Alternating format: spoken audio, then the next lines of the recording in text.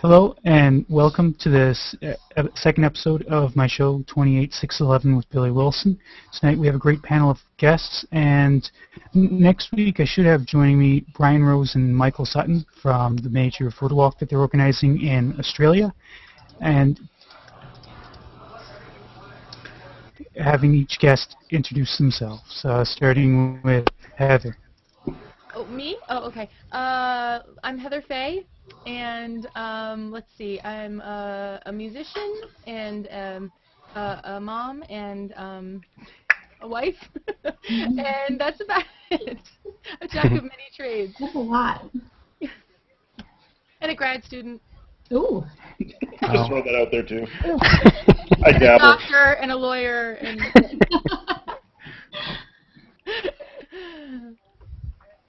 Do you want more? I'm terrible at introducing myself. Keep going, Heather. Keep going. This is funny. Just keep going. Yeah. Keep going. Keep going. We're waiting for Natalie. I like Keep long going. walks on the beach, and my favorite color is purple. That's a lie. It's not. It's like red. What is light red? No, light. I lied. It's red. Oh, okay. Burgundy, actually, I would have to say. That's a good color. Yeah, and Let's that's. talk about colors. Yeah. Speaking of colors, Paul. Here's Jordan Oram. Yeah. Okay. Should I go next then, Billy? Is there an order? Do you have an Order according to my screen. You're next. Yeah. Okay. Okay. Then I will go. Yeah, you next, Jordan. Okay. My name's Jordan Oram. The O, like Oram, and I again do many things as well. I do some writing, some photography, a little bit of music. I'm a part-time massage therapist, so that's kind of what I do for money. While I'm also staying here in my old hometown and helping out my grandpa. So if you see an old guy go walking behind me, it's okay. He's with me. Yeah, that's Grandpa. Some people like to make sounds like the Sith Lord ones. When he goes for comedic effect, but that's up to you. And I guess a couple projects I'm participating with. I'm helping wandering educators set up a mentoring program for young travel bloggers, and that's really exciting. So 14 to 18-year-olds, and just helping them discover what they're awesome at and encouraging them to do that. So that's a lot of really what I like to do with my skills and abilities, is encourage other people to pursue the things that they can be freaking awesome at. So, yeah. So you can say silly things now. Me next? Yeah. Oh, hi. Okay. I'm Mel Pfeiffer. I am a photographer. You can find me on Google+, of course. Outside of that, I teach elementary art part-time. And outside of that, I volunteer part-time for a few different places. And then outside of that, I work as a volunteer coordinator. And then I'm a mom. And my favorite color is red, too. But not burgundy, just red. Like bright red. I don't like stop on red. I see it coming. Sometimes I stop. Next. Excellent. I'm Paul Rustan. I'm a photographer and body painter. I've been a freelance artist since 2004, professionally with body painting since 2008. And I take care of my 2 kids by day, and I'm Batman by night and on weekends. That's you? Yep. Wow. That's awesome. I'm Tamara Prusner. Tamara? I am a photographer. I've been a photographer since about 2001. I'm known as the Flower Lady on Google+, apparently. A crazy flower lady even. Better than the crazy cat lady, though, right? Definitely. I am a mom. I'm a mom of 3, and they keep me pretty busy, so I like to call myself photographer, CEO of the house, and Dr. Mom, because that's what I do. Awesome. I like that. Yeah, that works. I'm going to Okay, steal so that. we were supposed to have Natalie Villalobos joining us tonight, but apparently she's not around. So But she may suddenly show up at some point. So we'll get started. One of the topics I want to discuss are like there's quite a bit of sharing. Yeah, she may. I want to talk about like copyright issues, like people sharing work on Google Plus that doesn't have any attribution and wasn't created by the person who's posting it. I was just wondering how people feel about that and their views on it, because some people seem to be okay with it. Other people, they basically want to report people for that. So I'm just wondering what everyone feels about that. I mean, like a lot of the meme type of stuff and stuff like that. I think sometimes it falls down to, is there ignorance? Is it malicious? Because some people, I think, don't realize sometimes that they're offending people by doing this, depending on where they're coming from, what their cultural background is, what their understanding is. I think there's some people who see a picture and they think, oh, that's funny, I just want to reshare that. Then there's other people who go about and will actually go in and edit it and cut out the details, cut out people's names, or share things and take credit for it. And I think that, for me, there's a difference between malicious people. There are people who do it knowingly, and those who are just like stoked on something and want to share it. So with my pictures, I don't really put watermarks on them, and I don't mind that people share it. And I mean, if someone's taking a picture and saying that they took it and it's mine, I would be displeased with that. But I'm also not going to sweat too much over it. But that's how I view my pictures. If I'm playing in the public forum, if I'm playing on the internet, if I'm sharing on the internet, if I'm working in this space, the opportunity it gives me is so much greater. So I realize that there's going to be a little bit of that that's going to happen anyways, and I'm okay with that in the context of being able to engage in this forum. Yeah, I agree with Jordan. Sorry. Sorry, I don't mean to keep interrupting over here. We just walk all over the top of you guys, no problem. Oh, cat lady, flower lady, whatever. Not a cat lady! I don't have cats! Sorry, yeah. No. Yeah. She has a kid. No, she doesn't need a cat. I collect children and dogs and flowers. If anyone's missing children, flowers, dogs in the area. It's possible, yes. They could be here at this house. Oh, copyright. People swiping stuff. Thoughts? Yeah. Well, I think for me, I didn't start pushing my stuff on the internet until Google Plus. So I had the huge watermark right there, and you can see it in my early work where I had this big old watermark on all my stuff, and now it's correspondingly shrinking and fading and getting into just a little corner. And half the time I'm like, there's no big deal, because I kind of see where a couple of other bigger name photographers say. I mean, they put out their photos for everybody's enjoyment, and they don't sweat the small stuff. It's the bigger stuff that they are sweating. Like if a corporation comes in and says, that's the photo I'm going to use for my brochure and I'm going to make money off of it, then I have a problem with it. But until it hits that point, if they're not making money off of it, I am not going to lose sleep overnight over something like that. I have too many other things to lose sleep over. And I think that goes down to what kind of resolution of the image you post as well. That is true. And I don't post full resolution ever. Mostly because that would eat up my Google space. Mm-hmm. Yeah. Well, yeah, that's what I was going to say. Sorry. You go first. Ladies first. It's really quick, I promise.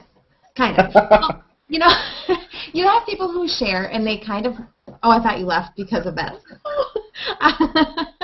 There's people who really, they share, and then they give full credit. In fact, like J.C. Crawford, you guys, you know him, right? Mm-hmm. He shares, and I wouldn't have found so many photographers if it wasn't for him taking somebody else's work and sharing it, but he does it the right way. He takes it, he shares it, he gives everybody full credit for it. And then, yeah, you have the other people who do take work, but a lot of times, if you look at their page, you can tell it's not, you can just they have 60 different styles of photography, from HDR to macro and you're like, what? This isn't even real. You didn't do this, and So I guess I don't know. As a viewer of this stuff, I think you just have to be very careful. And these people who are taking stuff, and if you can see it, you can't like it and thumbs up it or whatever it is, you know. You kind of have to just ignore it. And maybe after time, people will just kind of stop. But it does annoy me. I mean, if people take stuff, like you said, Tamara, I'm not going to lose sleep over it at all. Yeah. But it's frustrating at the same time. I don't watch over it closely either. If somebody's using my stuff, half of me, I'm not going to lie, half of me is splattered. I'm like, whoa. Because they copied me. I know.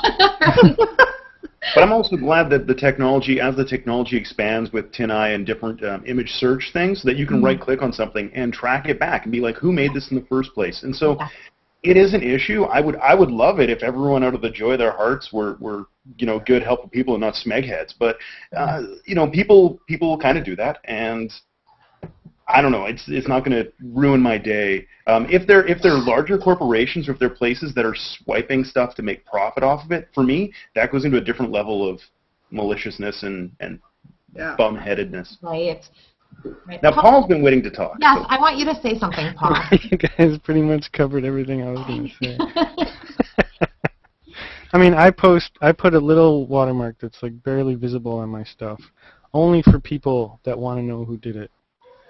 Whenever I post anything online, I expect it's going to be used and abused, and that's why I don't post high-resolution images. But I also don't post high-resolution images because I make a lot of money from gallery sales, and by having that available online, it devalues the value of those big prints. So, but I would like to at some point post high-resolution images for free for download for people to choose as a marketing tactic. Hi, Natalie. What would you do that? Hi, I'm Natalie. curious. Hey. Hi, Natalie. Well, it would be selected images. I wouldn't do that with all my images, of course. It would be selected images from photo shoots that I might never use for gallery shows, that I know will never be prints, But I can offer it to somebody who likes my work, as Right. a free So the gesture. shoot that we do, that one would be offered for free because no one's going to want to put that in a gallery. You never know. I can make you look good. The body paint and the hair. I'll take up that challenge. I'm not scared of you. Let's do this. That's it. It's on. Okay. You're in California, right? I'm going to be in California. I'm in Canada. Oh, you're Canada? Oh. But it's on the West Coast. I'll come down there sometime. I've been in Canada since I was 9. Sorry. I have a question. Have any of you guys ever had stuff stolen and used that you found out about? I never have, but I know people have. I've had watermarks removed and replaced. Really? I don't know if I've had anything stolen and used though. Okay. I've had pictures show up, like I search my name every now and then, and for me it's kind of a voyage of amusement, like whoa, I need to translate this. I don't even know what is this attached to, and find my pictures in interesting places out around the internet. Yeah, I haven't had like any watermark stuff. That would be, again, that's another level of, feels like another level of violation. Ooh. Okay. Heather, I'm curious what you think about this because, I mean, the rest of us are talking about photography, but music-wise, I mean, that's got to be a whole different ballgame. It's so hard. It's such a, for me, it's a tough one because, you rely on people sharing to gain a fan base. It's the same thing with you guys. You want your music out there. You want your photography out there.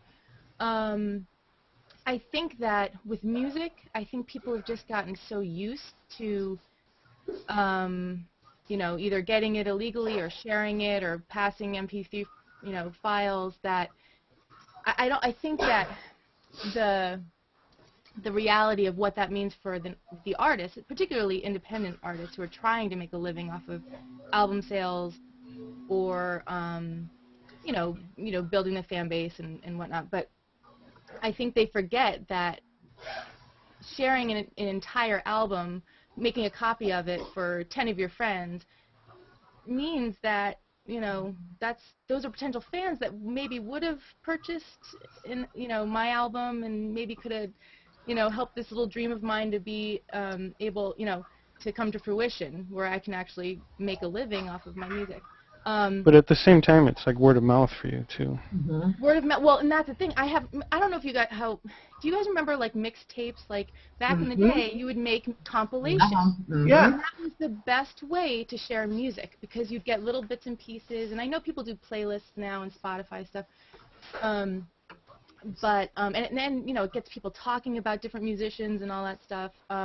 So in my mind, like if you wanna share music and also help the musicians out, like do that sort of thing. Like put a compilation out there, take a couple of my songs and share them, but then kind of maybe put the info up of where you could buy it or that sort of thing. One of the things. Oh, sorry, Heather. No, go ahead.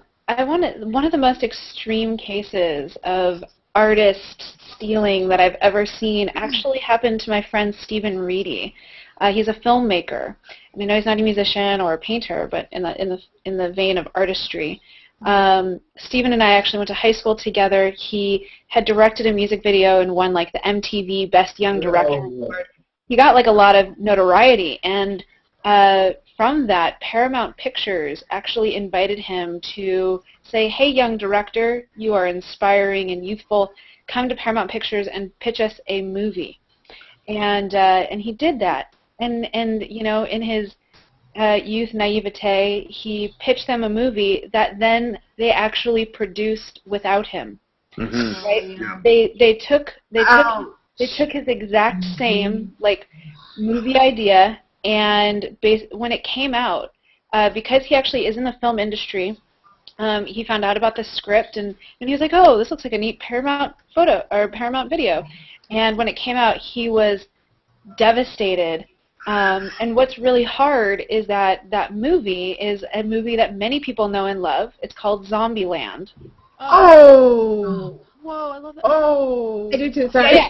So everyone's like, "Oh, damn, that sucks." It's like, yeah. It's not just a tiny movie that no one's ever heard of. It's like Woody Harrelson is the star, right? I love So, but what was fascinating in that story is that he didn't really have any proof before it went to Paramount, right? Mm-hmm. Other than the fact that he has that meeting on the books. He went to a lawyer and was like, "Look, like this script is like verbatim."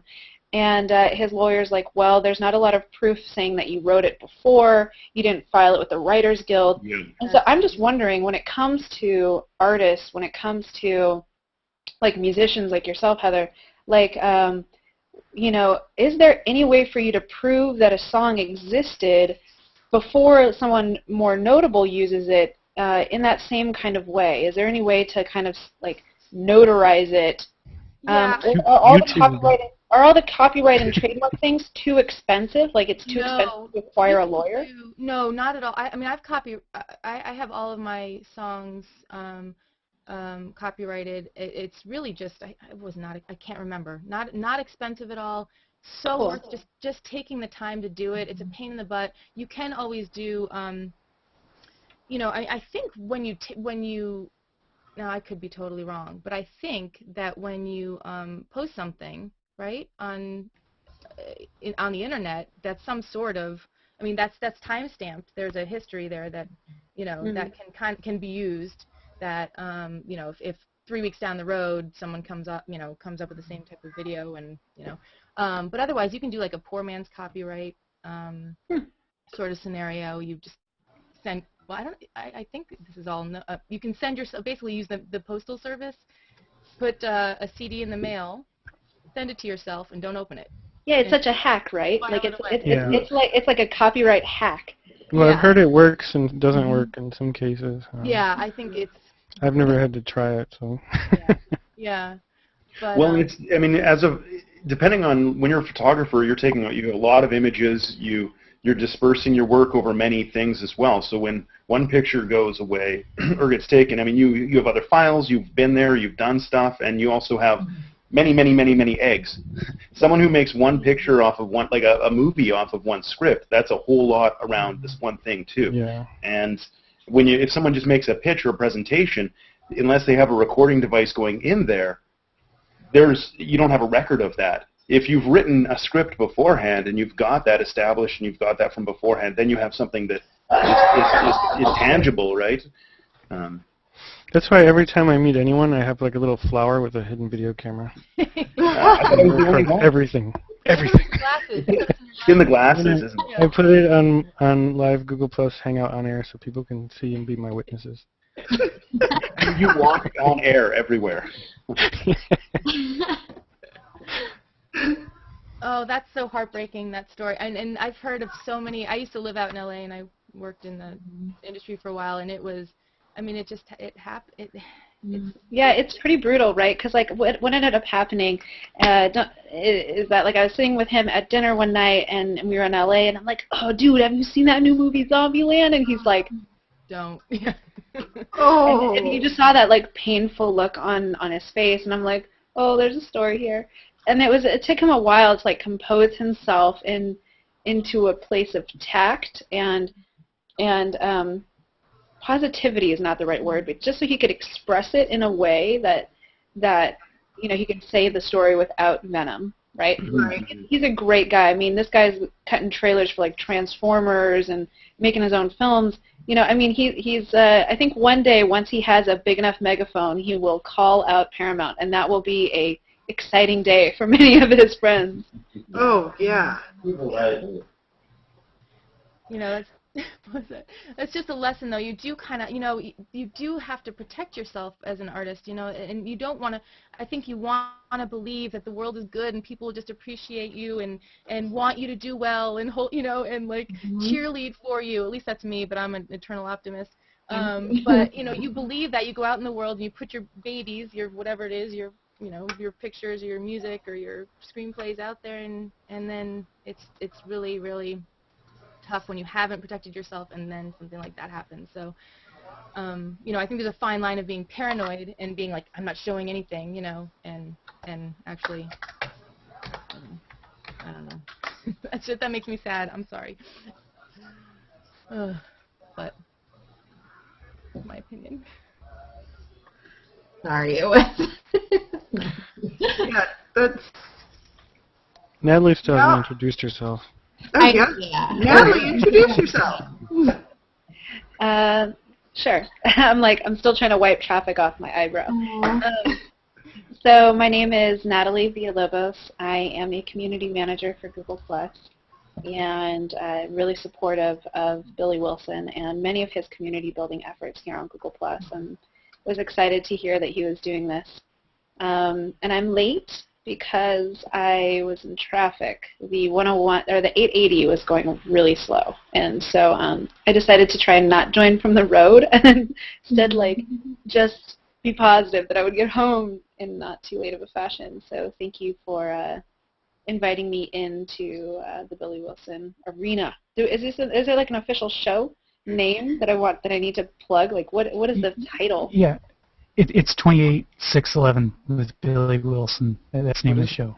What does that represent? Yeah. And I need to like write that on my knuckles and be like a knuckle tattoo or something. It's a magic number. See, I should have put it on my knuckles because right now I'm just out of luck. Is that like your zip code or something? Billy? No, it's just it's special. It's a mystery. He's not saying. I will say that the number that's followed me most of my life is the number 24. It's totally off topic, perhaps. It was my jersey number as a volleyball player. It was my pager code number. When you were sending around messages on your pager code, I'd end it with 24. It's my lucky number for everything. And it all just is because originally in middle school there were 24 players on a volleyball team. And I was like, oh, that's a good number. And so it's always been my thing. Mine's been 54. Mine's 800. 4 is magical. 800? 872. 872. It's like everything. You could probably hack into any account of mine with some variation of that number. Lame. It's a good thing you're not doing that on the internet. You want to admit that? I know it's so You meant 728. Yeah. No, I'll put numbers ahead of it or behind it, and I'll put letters in there and mix it all up and whatever. Oh, you should listen to this backtracking. No, Yeah. it's really true. Because you can't just use 3 digits for every password. I've learned this. I've tried this, and most places don't let you use 3 numbers for a password. So you have to switch it up. Over time, I've learned to get really creative with how I do that.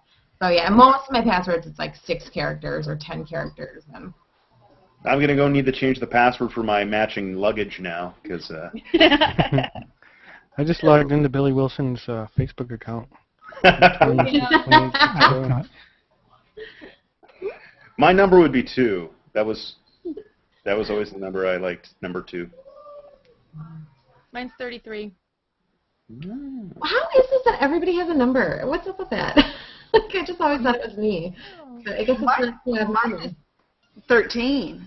Oh. And Yeah. you're not that lady. See that? Yeah, and I'm the crazy One in every flower group. lady. One in every group.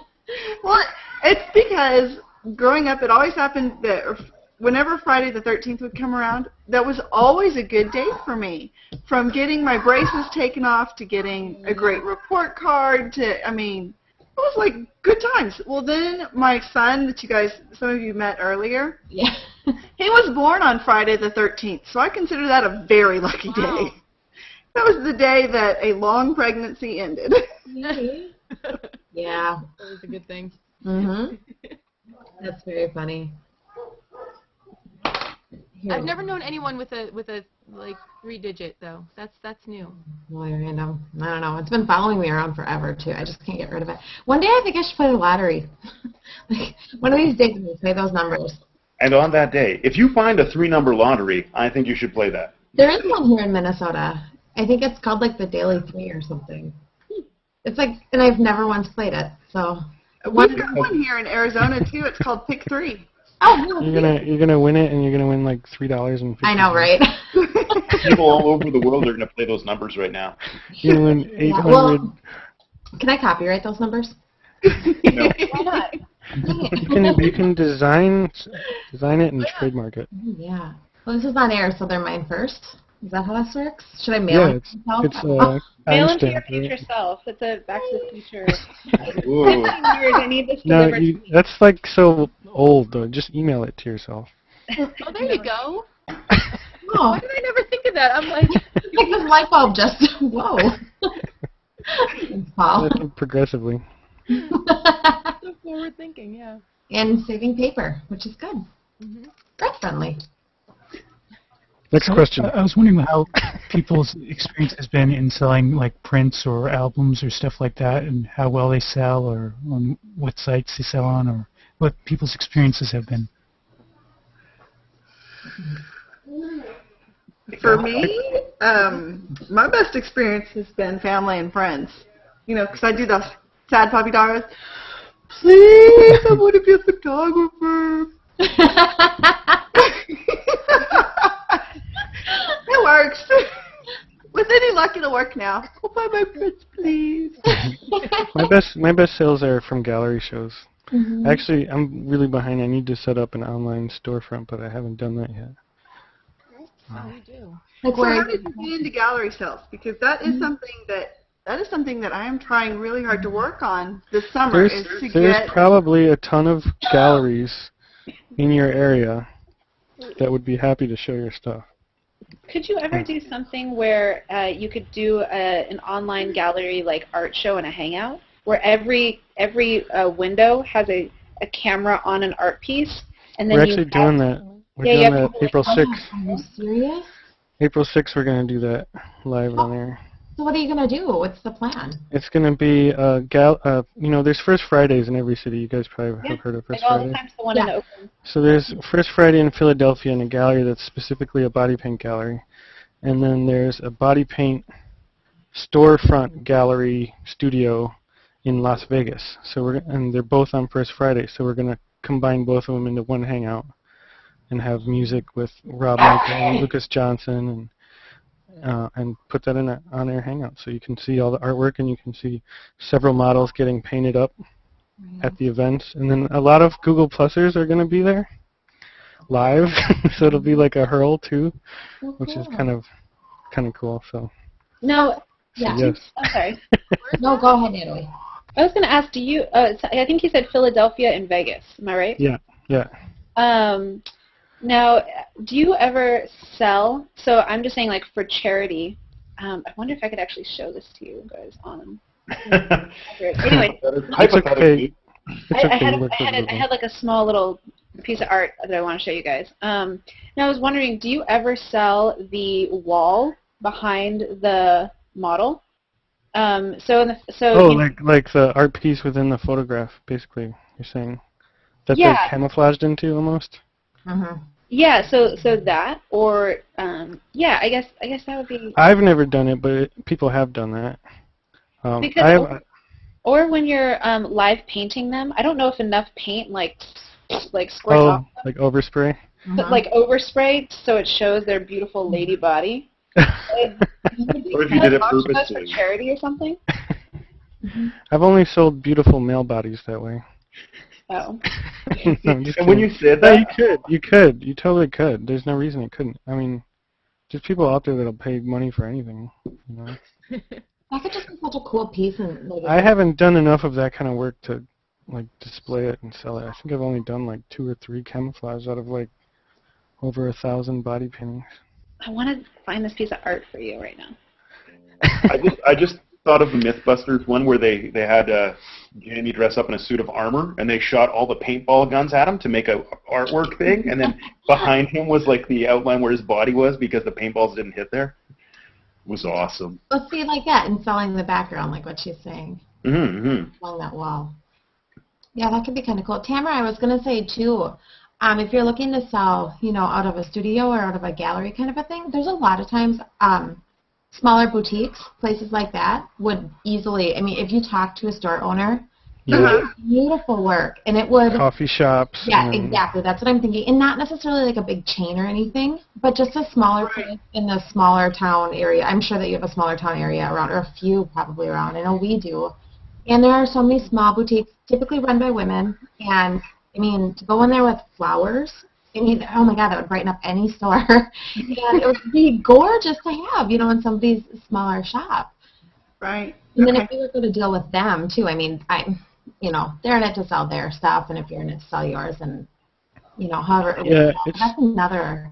It's been a little bit more difficult for me because I deal a lot with nudity. So a lot of places won't show my stuff, but for especially for flower photos, you're just like waiting to make money. What if you strategically place flowers on your naked photo? And it's like, hey, it's just a flower. That's a bee. There's this one place that I wanted to show at that considered themselves an art boutique, and they showed paintings that had nudity, but they wouldn't show my work because it was photographic nudity. Oh, wow. Even though it's a photograph of painting. So I painted a guy, and I painted penises all over him, and then I photographed him without showing his penis. That's genius. I never submitted it to them, though, because the best picture that came out of it was one where you could see his penis. Paul, you need to put that little thing, that little Google Plus camera in your pocket, and then you need to walk in there with that and be like, here, what do you do? There's no nudity. You can record that. I think Natalie wants attention for now. She went to get the art painting. If you guys have art painting, can continue to have attention. I'm just drawing it your way. Okay. So this is my lovely assistant and boyfriend, Timothy Jordan. He works on Google Plus. Well, hello, Timothy. Such a lovely assistant. I know, right? So I wanted to show you guys, it was my first big piece of art that I ever purchased, and I have never really shown this to anyone, but it is a beautiful lady, and so I thought, Paul and everyone else, that you guys would enjoy it. Wow, cool. So I rarely ever open it because it's obviously not framed, it's paper, but it's made by an artist named Mike Giant, who is a well-known graffiti artist, runs Rebel 8 Designs, and and he's known for his medium being Sharpie. So he actually has his own Sharpie line. Sharpies are great. So when you look at this beautiful lady, she's about 6 foot tall. She's completely made out of Sharpie and like scattered black paint. So hold that thought. Wow, you have a great assistant. Ran away. That's cool. Oh my gosh. All right, hold on. There we go. Oh my, wow. Yeah, I know. I know, Heather. Wow. Hold on 1 second. Oh my God. Well, I color my shoes in Sharpie. I'm gonna pull you guys in so you guys can kind of see the texture. So, Yeah, it's like reflective paint, like some sort as of you can see, acrylic like- or something, maybe. like the line work, Clean. Uh-huh. like that's all clean. Sharpie. Well, now, how did he splat? What made him How did he do this? Right, that's what I'm thinking, because he splattered. And Well, it was probably masked off with so it like would a have to be brisket, masked maybe. off, right? Yeah. But like the design work, like the fact that like that's all Sharpie, Yeah. like Amazing. her tights are killer. Oh, yeah. Oh, I want Yeah. tights like I that. want those too. I want a set of those. Somebody design that. Just pull out a Sharpie and draw it That's on your great. leg. I like that hand. The hand on the top is nice. I'll show you the hand. You know, there's what kind of paper is that? Do you know? It's like a butcher paper. Butcher paper. Wow. I have a contact. I don't know if they still do it, but I have a contact in California that can mount that like a Japanese print with the The roll things, the down. rolls. Yeah. Yeah, for like $30. I would Perfectly love to know done. that person because They send it to China and they do it, or yeah, China. They do it in China perfectly. In the U.S., it would cost like $400 because nobody knows how to do it over here. it's crazy, right? So like I bought this at an art auction that was for children, and it was one of the most amazing and most fun bidding wars. If you guys ever get to bid against for art, it's amazing. But I never open her up because, you know, it's butcher paper and I'm scared stuff's going to happen to her. Right. It's amazing. You have to show it off, though. Yeah. It's good that you took the effort to show it off now. Yes, thank you so much, both of you, And for it's showing and up. That it's is a so capable cool. assistant. Yeah, that's awesome. You're welcome. Take them out. Giant, right? Mike It's still Giant? light out there. Yeah, Mike Giant. All right, I'm looking him up. Well, thanks for supporting the arts, too. Oh my God. What was so cool about that was that it was the year where the government gave us all $600 free with taxes. And this piece I won for $800. So I actually gave the children my government refund. Woohoo! So this was only $200, which is really amazing. Yes. It's definitely worth more than that. Definitely. That took a while. That wasn't like a 2-hour job. No, not at all. That's amazing. This is the Getting last hand piece. snaps just thinking about it. This is the last piece of art I want to show you guys, and then I'll let you guys go back to. Imagine painting that much with a Sharpie. It would just You have to do that in well ventilated. because otherwise you're going to get too high to finish it. Oh, that's what I'm thinking. No, that helps the process. That's Oh, Yeah. true, true. That's why the stockings look so great.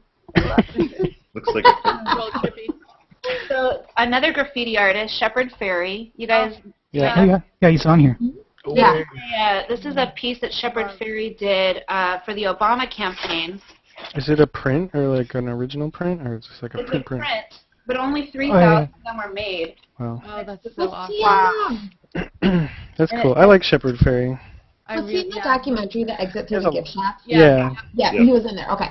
He has a lot of haters, but Yeah, I applaud him, man. I do Really? too. I think he, But it was cool. The guy is really good technically. Like I saw one of his shows at the Museum of Modern Art in Boston, and you know, he cuts all his stencils with an X-Acto knife, but he does it really well, really well. Like he's technically proficient in cutting stencil. I was His going to work say, you is want to be very beautiful. careful when you use an X-Acto knife, so sloppy X-Acto knife. You know what? I cut all my stencils with X-Acto knife. I actually just bought a die cutter recently, so I could stop doing it. But I probably, like, if I show you my stencil collection, it's insane. I have like, and they're big for, you know, painting on bodies. They're huge. I could probably grab one of them to show you. But I have like this amazing record of not cutting myself. He should. I don't know. Like I have there. this. Now you said it. I always had this weird fear of knives, I guess. So I'm super extra careful with X-Acto knives. But one time I was cutting on a floor, and I put the knife on the table next to me, and I'm like cutting and then I'm like fixing something and put the knife up there, and then the knife rolled off and fell right into my arm, and it was like sticking up. And I was like, son of a, it wasn't even my fault, really. That's right. Terrifying feeling when you're cutting something with an X-Acto knife and all of a sudden you realize there's like a chunk of your finger laying there. It's terrifying when you look Oh at yeah, that's scary. skin, trust me. I mean, that happens so often in art schools. Yeah. People are always cutting their fingers off in art school. And woodworking shops. Close. Yeah. Yep. I had to, I was painting a basketball texture last weekend, so I wanted to get like the bumps, the texture of basketball. So I made a stencil that has all the holes, but the holes are not uniformed. They're all like very random. Mm-hmm. So I have this metal, this steel manual die, basically, like this, that comes with different size holes.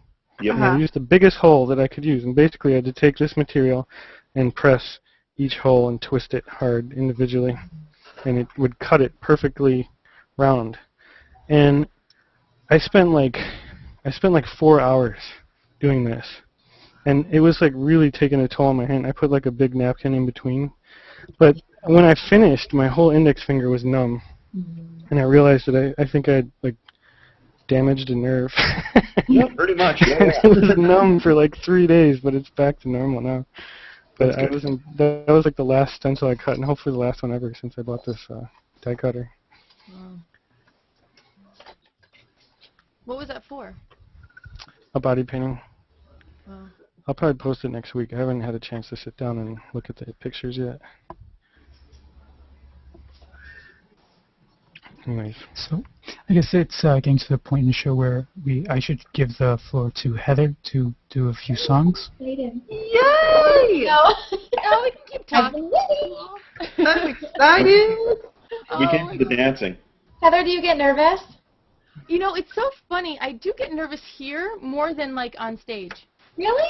I do. It's so I think it feels more like I don't know. It feels more intimate. I don't know. It's you know, it's strange.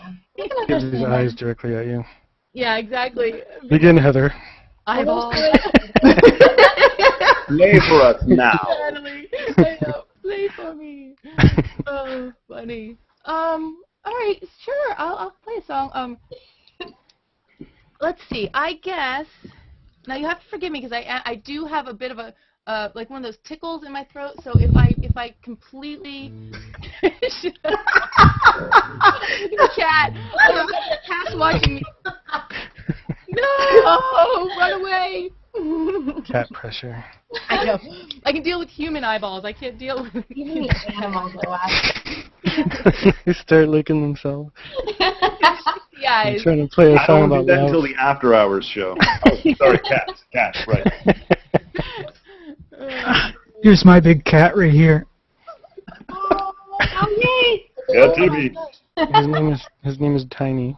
That is a gigantor It's Timmy. cat. It's Oh, 21 that's pounds. better. Oh, it's Oh coming. my gosh. Oh, that's a cool cat. Wow. My cat is like 25 pounds, but he's probably rolling around upstairs somewhere. Your cat is so enemy. I just want it cleared now. I am not the crazy cat lady. Yes. Of the people that have cats here, I am not one of them. No, you're totally. I think Natalie's the crazy cat lady. I had a cat. She Yeah, was Natalie has 25 cats. Did you know that? Well, no, I use mine as fancy fur when I go out on a date. a neck When one. she goes to red carpet events.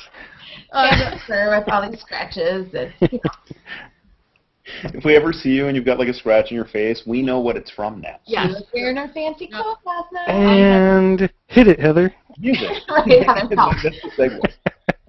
And now Heather Faye. Nothing like a really strange cat segue into. She's gonna play her song, How She Hates Cats. The Yeah. cat one?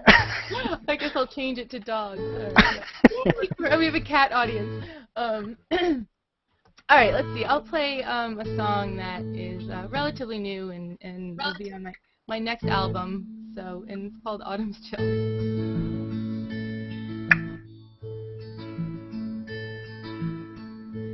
Fireworks and fireflies dancing through the dark.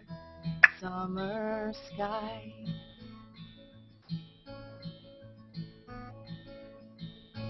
Wrinkled fingers and muddy toes, drinking lukewarm water from the hose. And you bring me back to a time when life was gold. For the summer days melted away, leaving autumn's chill in my bones.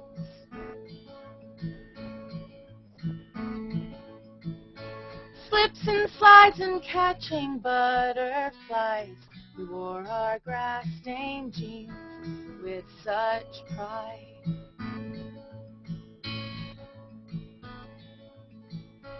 Treehouse living and ghost stories, Cape Crusaders and a land of honey.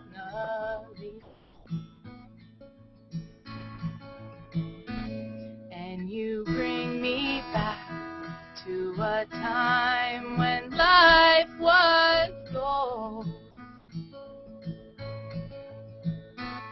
For the summer days melted away, leaving autumn's chill in my bones.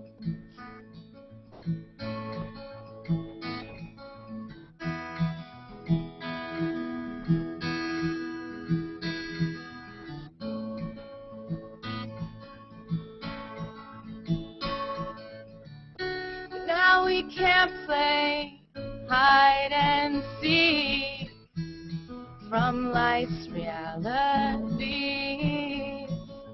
Just trying like hell to be part of the race. Forget my broken dreams and these aches and pains. Life ain't always kind, but you take me back.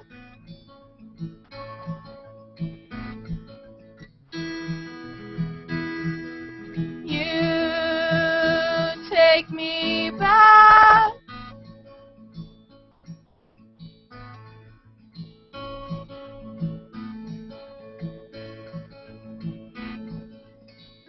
to Marco Polo and cannonballs, suntan freckles and no worries at all.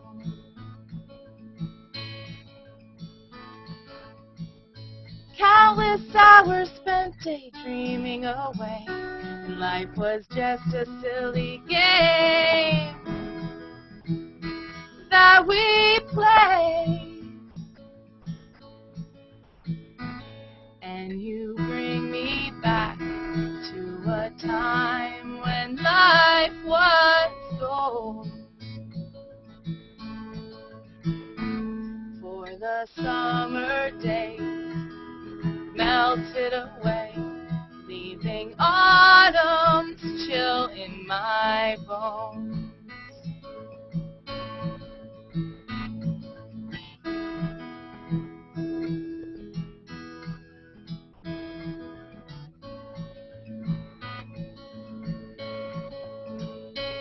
For the summer days melted away, leaving autumn's chill in my bones.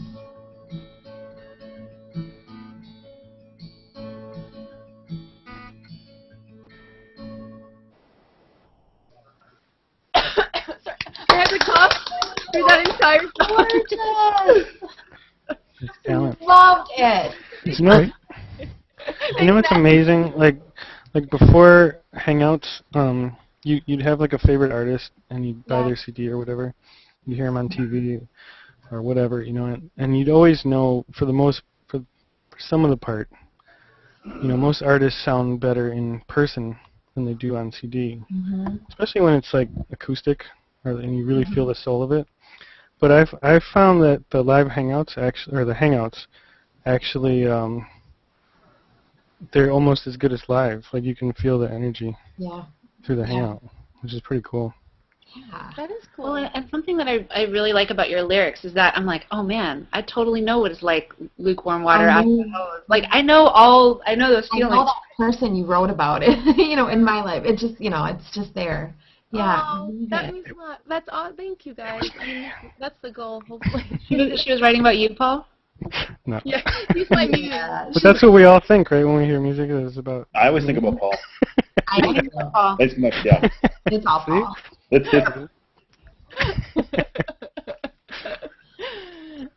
Sorry, I didn't mean to.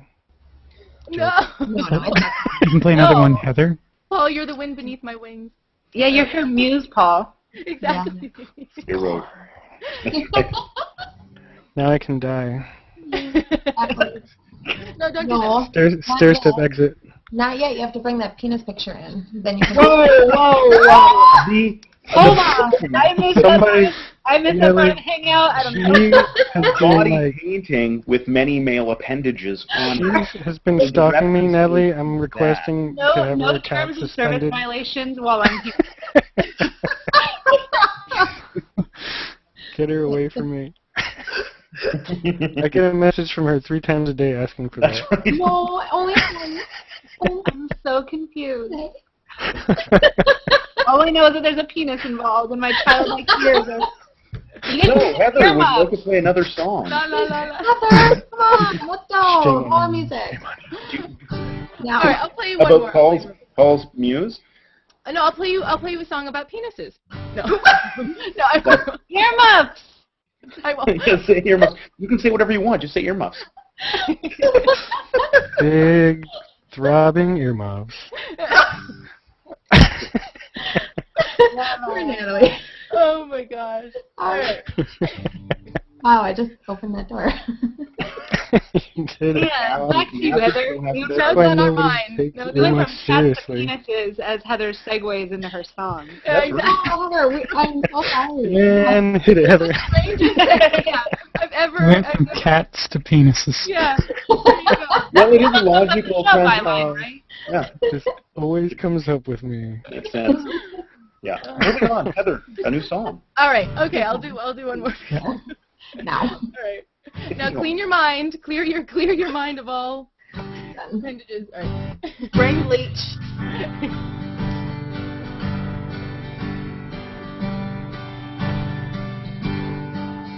You're talking circles again. I'm feeling dizzy and missing. I've been here once or twice before. Familiar sadness I'll ignore. And I wear this anger like a glove. Guard up and feeling no more love. You'll never get a piece of me. Your trophy I will never be. Your trophy I will never be. Juked up and I'm swinging straight at the air. The knockdown drag out, but there's nobody there. No, there's nobody there but me.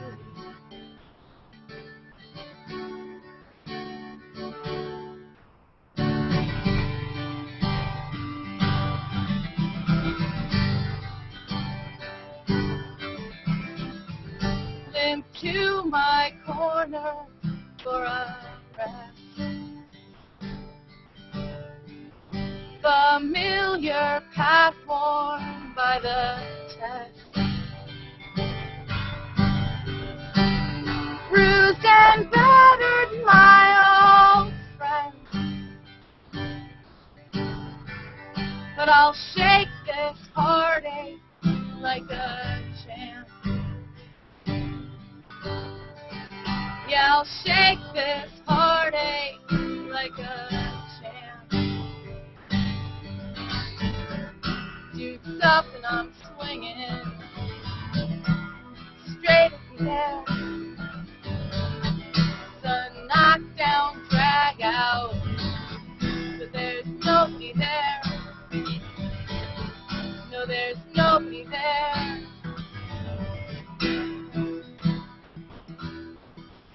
But me.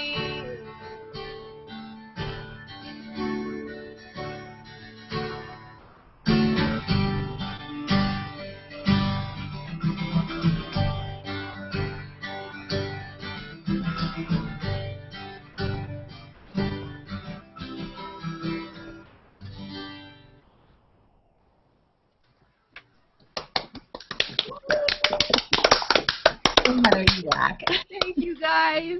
Thank you. Thank you. No, thank you. Really. It was fun. Thank you so much. My pleasure. It was fun. Good. So when is there going to be like music collaborations where Paul's painting some beautiful man or lady, and then there's like music, like there's like a Google Plus performer like off to the side jamming? Is there like any collaboration? Like live, you mean? Yeah, so like at this Vegas thing, or you know. Yeah, I'm gonna be in San Francisco, at the end of April, and I'm gonna meet up with Lucas Johnson and his whole gang out there, and we're gonna try to do something live in his studio. Cool. But he's actually done a couple of my live hangouts. He's been in a couple. Rob Michael was in one. Lucas Johnson was in another one. You know both of them, right, Natalie? Or Yeah. No? And they performed while I was painting, which was awesome. Yeah. So great. So great to like connect everybody like that. So since it's been about an hour, I'm gonna end the show soon. And then I'll start an after hangout so that we can continue broadcasting. But I just want to make certain that this hangout is only an hour long. So next week I should have joining me Brian Rose and Michael Sutton from the large hangout that they're organizing down in Sydney, Australia. So that should be a good episode. And we'll see you guys later next week then. Bye. Yay, great show. Thank you.